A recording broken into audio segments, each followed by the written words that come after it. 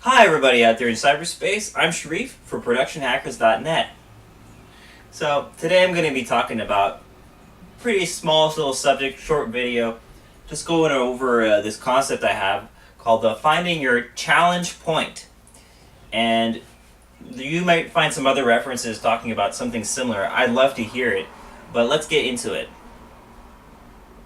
So oftentimes, I think it's human nature that if we're not being challenged, we're not going to feel motivated to take things to the next level and really do a good job consistently.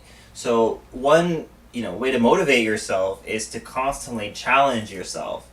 And there's some mistakes that people run into. First, I'm going to talk about why challenging yourself is good and comparing it to perhaps a different methodology which also has its merits. And then I'm going to go into what mistakes you can make in challenging yourself as well. So first of all, a great technique that a lot of more stable, practical type of reliable people use is this aspect of pacing yourself in a way of doing just a little bit at a time every single day. And it's in general recommended for most things if you want to do it well over the long run. And I agree as well, especially new things that you're not so good at and it's going to be challenging anyway just because it's new or you just don't know anything about it. A little bit at a time makes a lot of sense. Now, but what about things that you already kind of know pretty well or you're pretty good at, but you still want to do consistently? Sometimes you might get blasé or you're not interested as much in it anymore. It's because you feel like you've been there, done that, but you do know that you should be doing that. You should be productive in that regard, and you got to find a way to challenge yourself.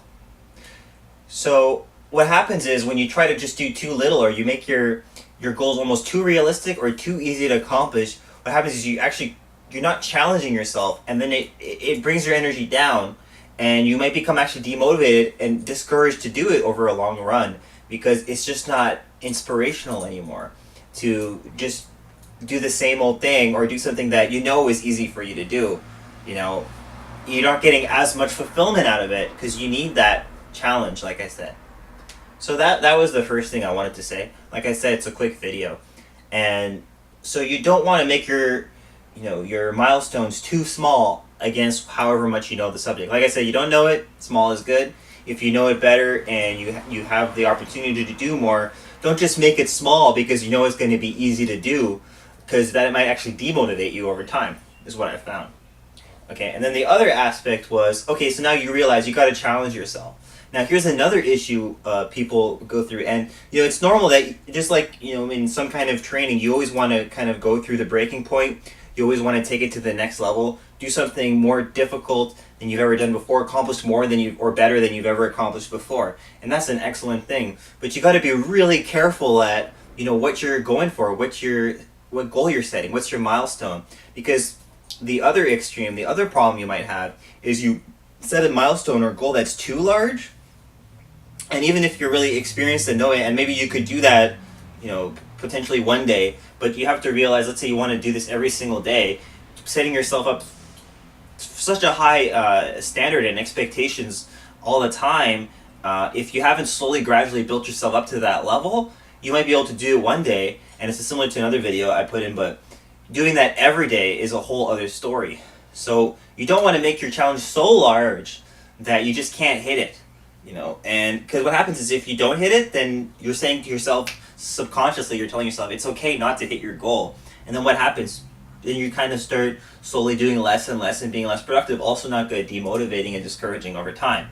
So that's why you have to get what I'm talking about in this video, your challenge point. You got to find that challenge point. That point where it's not such a small goal or milestone that it's no longer challenging to you and it's going to be boring or just not motivational or inspiring.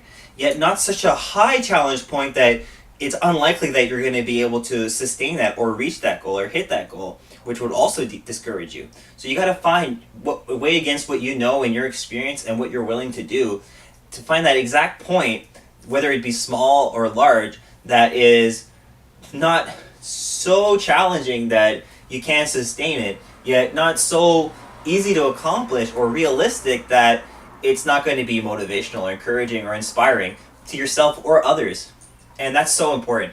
So I hope this can help you to maybe determine your challenge point, see what is that little sort of place beyond, where you currently are, so that it's challenging, but not so far that you're setting yourself up to fail, and not completely neglecting the aspect of challenging yourself. No matter what level you are, you could be super high level in what you do, or you could just be a beginner. You still need that sort of aspect. Of course, it's easier to get a challenge at the beginning, but as you go up and as you go up, you'll see it's harder, and sometimes you'll overestimate yourself, and other times you'll underestimate yourself. So you got to figure out how to estimate yourself perfectly to develop your perfect challenge point. So I hope this helped you with meeting your challenges and meeting your goals on a daily basis and keeping that consistent. And I'll check you out next time from productionhackers.net.